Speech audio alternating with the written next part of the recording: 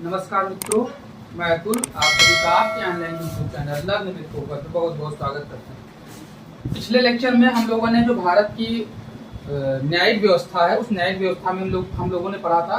आज थोड़ा सा एक छोटा सा टॉपिक है, बहुत ज़्यादा नहीं, आपका ये 15 से 20 मिनट का लेक्चर होगा। इस 15 से 20 मिनट के लेक्चर में जो संसद की वित्तीय समिति होती हैं उनको हम लोग समझने की कोशिश करेंगे। देखिए, अमूमन होता क्या है कि यह सभी ऐसी समितियां होती हैं जो कि वित्त से संबंधित जितने भी क्रियाकलाप होते हैं उसमें बहुत ही महत्वपूर्ण भूमिका निभाती हैं। अब देखिए, हमको किस पर्सपेक्टिव में पढ़ना है। अभी हम लोग का जो मेन फोकस है वो आपका उत्तर प्रदेश में आयोजित होने वाली लेखपाल की परीक्षाओं के संदर्भ में जाता है। तो इसी प्रकार से हम लोग अभी जो हमारा वीडियो होगा वो मुख्य रूप से मान के चलिए तथ्यात्मक ज्यादा होगा, यानी तथ्यात्मक पहलुओं पर हम लोग ज्यादा फोकस करेंगे। तो चलिए सबसे पहले हम लोग देख लेते हैं। देखिए, लोक लेखा समिति, ठीक है। तो लोक लेखा समिति के बारे में थोड़ा सा हम लोग फैक्चुअल इंफॉर्मेशन पहले देखते हैं। सबसे पहले आप लोग जानते होंगे कि जो लोक लेखा समिति होता है, ठीक है, इसमें आपके 15 सदस्य लोकसभा से, ठीक, और प्लस जो 7 सदस्य होते हैं, ठीक है, ये राज्यसभा से होते हैं। यानी टोटल सदस्यों की संख्या की बात करें तो 22 होता है। देखिए, जो क्वेश्चन वो इस तरीके से पूछे जाएंगे कि बताइए निम्न जो आपको 3 समितियां दी हुई है, एक एक करके हम लोग बात करेंगे, लेकिन पहले हम लोग देख लेते हैं। देखिए, जो आपकी प्राक्कलन समिति है इसमें टोटल 30 सदस्य होते हैं, ठीक है। जो आपकी सरकारी उपक्रमों पर समिति होती है इसमें भी 22 सदस्य होते हैं। देखिए, सदस्यों की क्या क्रियाकलाप होते हैं, उनको हम लोग कैसे निर्वाचित करते हैं वो हम लोग बाद में देखेंगे। तो सबसे पहले आप देखेंगे टोटल 30, 22 और 22, यानी जो क्वेश्चन आपसे पूछा जाएगा वो क्वेश्चन ये पूछा जाता है कि निम्नलिखित में से कौन सी संसदीय समिति सबसे बड़ी समिति है। तो आप देखेंगे प्राक्कलन समिति। अब देखिए, लोक लेखा समिति की बात करें तो सबसे पहले हम लोग इसको क्या कहते हैं, इसको हम लोग कहते हैं प्राक्कलन समिति की जुड़वा बहन, ठीक है, इसको हम लोग प्राक्कलन समिति की जुड़वा बहन कहते हैं। अब देखिए, इसमें जितने भी सदस्य होते हैं उन सदस्यों का चुनाव जो है वो लोकसभा के अध्यक्ष के द्वारा किया जाता है। यानी हम लोग पढ़ लेते हैं, प्राक्कलन समिति की जुड़वा बहन के रूप में ज्ञात इस समिति में 22 सदस्य जो कि बता दिया है। समिति के सदस्यों का सबसे पहले अगर कार्यकाल की बात करते हैं तो 1 वर्ष का कार्यकाल होता है।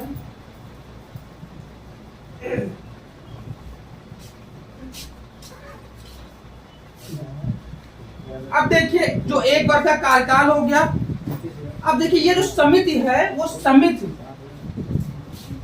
करती क्या है, ठीक है, इसके बारे में देखा। तो सबसे पहले आप जानते हो कंप्ट्रोलर एंड ऑडिटर जनरल होता है, उसके बारे में, ठीक है। अगर इसकी समिति की बात तो करें तो यह समिति भारत के नियंत्रक महालेखा परीक्षा द्वारा किया गया लेखा परीक्षण संबंधी प्रतिवेदनों की जांच करती है। जैसे आपको मालूम हुआ कैग है, ठीक है, कैग भी जो प्रतिवेदन देते हैं, प्रतिवेदन को हम लोग हिंदी में इंग्लिश में रिपोर्ट कहते हैं, तो उन प्रतिवेदन की क्या करती है, जांच करती है। अब ये जो अपनी रिपोर्ट है वो संसद को प्रस्तुत करती है, ठीक है। तो यानी कि संसद के सामने जो इसकी रिपोर्ट होती है उसको रखा जाता है और बाद जो फाइनली होती है वाद विवाद होता है। तो अब देखिए, जो इसके अतिरिक्त जो क्वेश्चन पूछे जाएंगे वो क्वेश्चन इस तरीके से पूछे जाएंगे कि जो लोक लेखा समिति है वो अपना प्रतिवेदन किसको सौंपती है। आपको दे देंगे राष्ट्रपति, फिर उसके बाद में लोकसभा राष्ट्रपति, लोकसभा, राज्यसभा और संसद। तो जो यह अपना प्रतिवेदन है वो किसको सौंपती है, वो आपके संसद को सौंपती है। तो अब देखिए 1967 से ऐसी व्यवस्था है कि इसमें जो विपक्षी पार्टी होती है, विपक्षी यानी विरोधी दल के नेता को ही जो लोक लेखा समिति है उस लोक लेखा समिति का जो अध्यक्ष बनाया जाता है। देखिए, हालांकि ऐसा कहीं मेंशन नहीं है, लेकिन ये एक परंपरा चली आई है। सबसे पहले इस समिति का गठन भारत शासन अधिनियम 1919 के अंतर्गत 1921 में किया गया था। यानी ये कुछ महत्वपूर्ण तथ्यात्मक चीजें हैं जिनको हम लोग देखेंगे। देखिए सबसे पहले क्या करती है, तो जो कैग है यानी कंट्रोलर एंड ऑडिटर जनरल जो अपनी रिपोर्ट प्रस्तुत करते हैं उनकी रिपोर्ट को ये जांचती है या अपनी रिपोर्ट संसद को सौंपती है।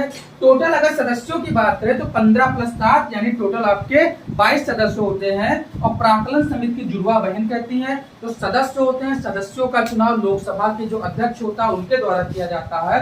1967 से परंपरा से ऐसी व्यवस्था चली आई है।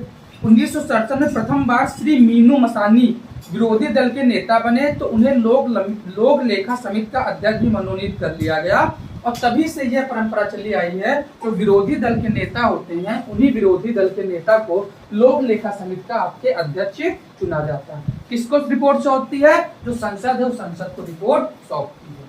चलिए आगे हम लोग बात कर लेते हैं प्राक्कलन समिति के बारे में बात कर लें। तो देखिए आपको मैंने बताया कि जो इसको 30 सदस्य होते हैं और 30 सदस्य को लोकसभा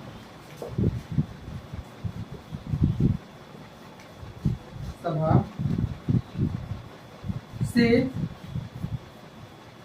चुना जाता है। सबसे पहले आप देखेंगे ये सबसे बड़ी संसदीय समिति होती है, क्योंकि अगर आप देख पा रहे होंगे तो इसमें टोटल आपके 30 सदस्य हैं, ठीक है। वहीं इसमें आपके 22 सदस्य हैं और इसमें भी आपके 22 सदस्य हैं, ठीक है। चलिए इसके बारे में थोड़ी सी और हम लोग जानकारी ले लेते हैं।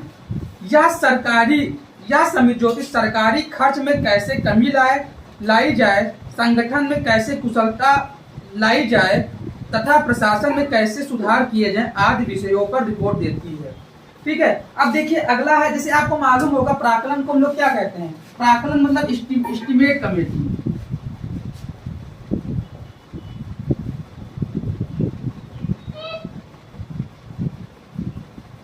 ठीक है। तो अब जाहिर के बाद जब एस्टीमेट का मतलब है तो ये क्या, यह समिति सरकारी खर्च में कैसे कमी लाई जाए, संगठन में कैसे कुशलता लाई जाए तथा प्रशासन में कैसे सुधार किए जाए आदि विषयों पर रिपोर्ट आपके देती है। प्राक्कलन समिति के प्रतिवेदन पर सदन में बहस नहीं होती, परंतु यह समिति अपना कार्य वर्ष भर करती है और अपना दृष्टिकोण सदन के समक्ष रखती है। अब देखिए आपको जैसे कि मैंने आपको बताया तो पहले बार संसद में, ठीक है, बहस नहीं हो सकती, जो ये रिपोर्ट है देती है,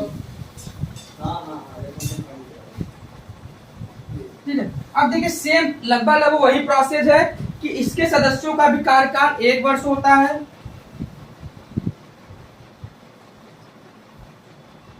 और जाहिर सी बात है जब आप देख रहे हैं इसके जितने भी सदस्य हैं सभी सदस्य लोकसभा से चुने जा रहे हैं, तो जो लोकसभा का अध्यक्ष होगा वो लोकसभा अध्यक्ष ही क्या करता है, इसके सदस्यों का क्या करते हैं, चुनाव करता है। चलिए आगे हम लोग बात करते हैं सरकारी उपक्रमों पर समिति। अब देखिए सरकारी उपक्रमों पर समिति की अगर हम लोग बात करें तो आप जान रहे हैं कि भारत के संदर्भ में बहुत बड़ी बड़ी महारत्न कंपनियां हैं, तो उसी संदर्भ में जो ये रिपोर्ट मतलब जो ये कमेटी होती है वो अपने क्रियाकलाप को संचालित करती है। तो इसमें देखिए सबसे पहले क्या है, कृष्ण मेनन समिति की संस्तुति पर 1963 में सार्वजनिक उपक्रमों पर नियंत्रण के लिए लोकसभा ने सार्वजनिक उपक्रम समिति की व्यवस्था की, ठीक है। यानी कृष्ण मेनन समिति पर कृष्ण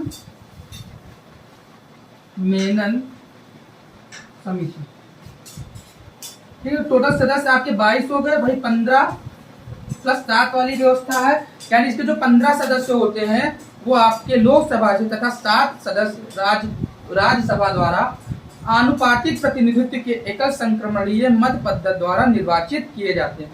कोई भी मंत्री इसमें सदस्य नहीं होगा, जिससे तीनों में व्यवस्था है, कोई मंत्री